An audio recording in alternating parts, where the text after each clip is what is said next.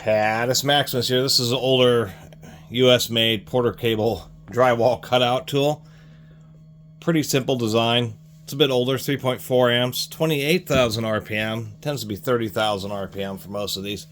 These are the tools that were popularized by rotozip for remodeling, just making quick and I guess simple cuts into drywall.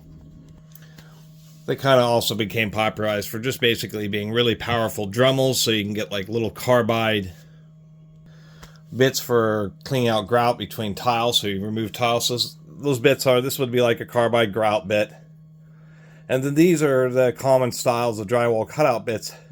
They're downward spirals, so as it spins clockwise, the cut is pushing a lot of the dust and debris into the wall instead of back into your face. So those kind of bits that it uses. Once again, it's like an overpowered Dremel. This one, you know, a bit older. It uses socket head. It uses little set screws to hold the bits. This one's interesting because it's actually a 1/4 inch, so you can use more standard, smaller router bits.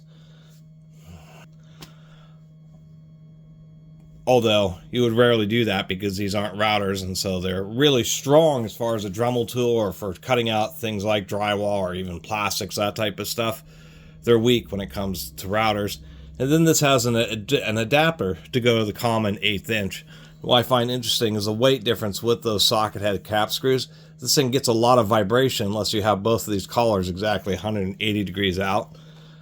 A little switch down here, so the idea is you'd turn it on and you'd hold it like this.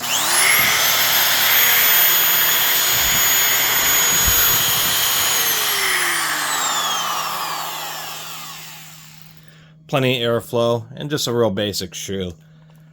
Although I kind of appreciate this flange, I think it hinders more than helps, because obviously you just have this huge flange and you basically have to be at an angle to actually see where the bit is and exactly the type of cut you're doing. See, even though it's technically a little bit safer, this design proves to be more of an inconvenience because, once again, it just obfuscates or blocks too much of your view.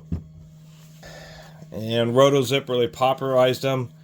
A lot of big, powerful rotozip, 5 amps. DeWalt and all sorts of power tool companies have really powerful versions of these tools, but to tell you the truth, the one I found that I like the very most out of all of them is the rotozip Solaris. 3 amps, plenty of power for what you're doing. If I need more power, I'm going to use a router motor.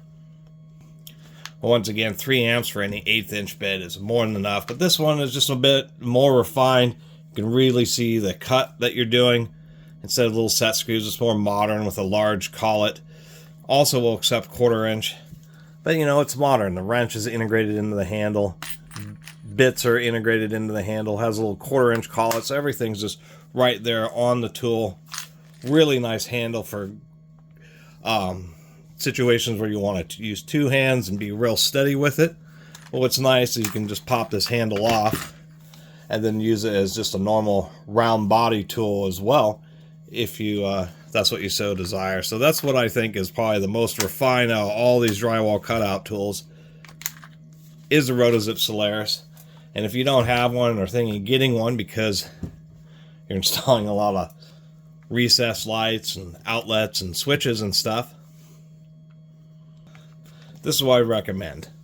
But I still kind of like having an old US made Porter cable, one of their smallest and probably one of their cheapest power tools that they ever did make. I mean, drywall cutout tools tend to be just really the most basic type of power tool.